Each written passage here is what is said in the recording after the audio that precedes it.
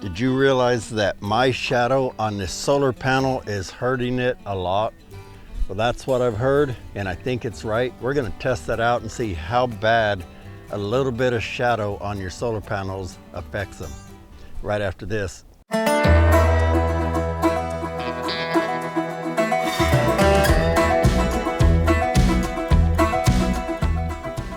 Okay, what the principle is here is that when your solar panels get a little bit of shade on them, it affects them a lot more than you think. And that's when they're in series. And these three right here are in series. Those three are in series, but these two groups are in parallel. And the reason for that is twofold. One is by going in series, it adds the voltage. Well, I was already getting over 100 volts through these three, and my solar charge controller can't handle 200. So by putting them in parallel with the other group, it adds the amperage, so the voltage stays the same. So whatever the voltage is here, it's the same over there, and together it's still the same. So it's basically just over 100 volts. The other reason is, the premise is that if you have these all hooked up in series and you get shadow on one panel, and let's say it is, so the premise is that let's say you get just that much shadow, you're shading two of those squares.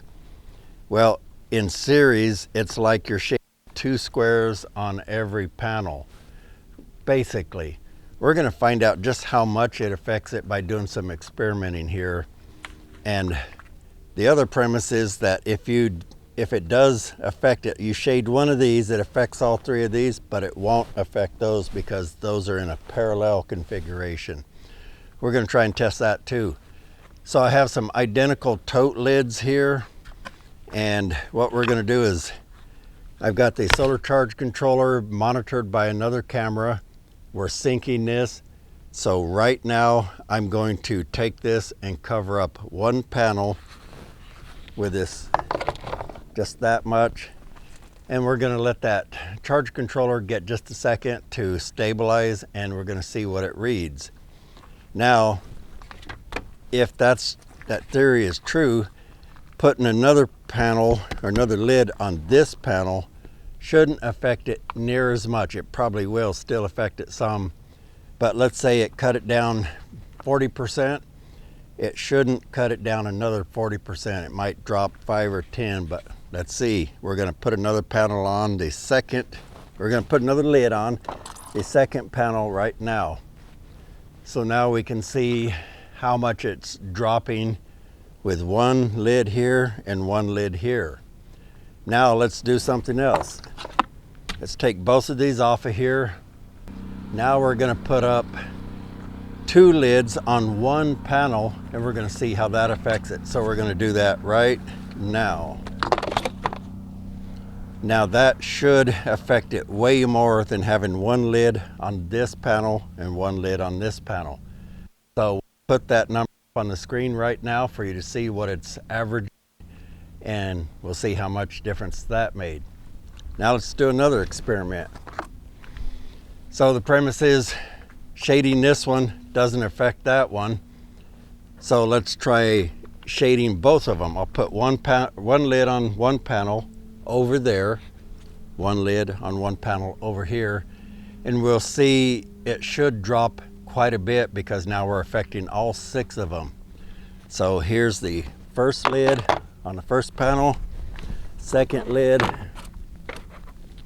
on the second set of panels, and I'll tell the editor to see what that value is and put it on the screen now, as long as it's stabilized, and we'll see how that affected it. Okay, so I'm gonna go in and look at these numbers and see how it came out, and then I'll talk about it on screen a little bit. Okay, I was a little surprised here because the reason I did this test was I had heard on the internet and through some reading that shading one solar panel can affect all the other ones pretty equally in a series configuration, and it kind of did that, but we got some interesting results. So first of all, we started with shade or no shade at 58 amps. Then we shaded one panel with one shade. We got 48 amps.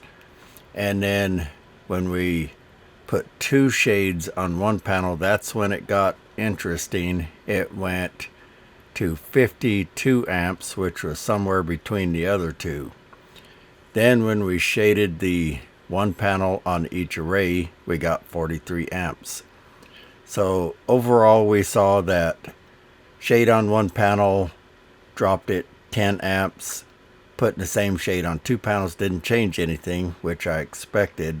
But when I put two shades on one panel, it went up by about 3 amps. That could have been a fluke. I don't know. It could have been the MPPT adjusting things and being real efficient. I'm not really sure. Then when we shaded one panel on each array, we got 43 amps, which was the lowest of all. And that's what I expected overall. So the short technical reason why this happens is when panels are in series configuration, the solar charge controller takes the lowest amperage of the three. So if you cover one up, it drops the amperage and it uses that for all three panels. And I'm still not sure why covering up even more of that panel caused it to rise, unless it was getting more power out of the other three instead.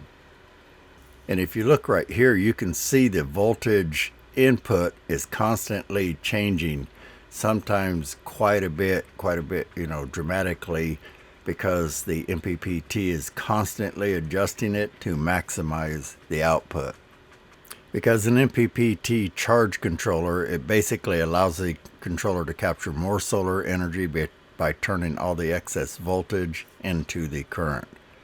So it's kind of complex why all this happens, but the bottom line is that shading on one panel is a lot worse than it might sound like.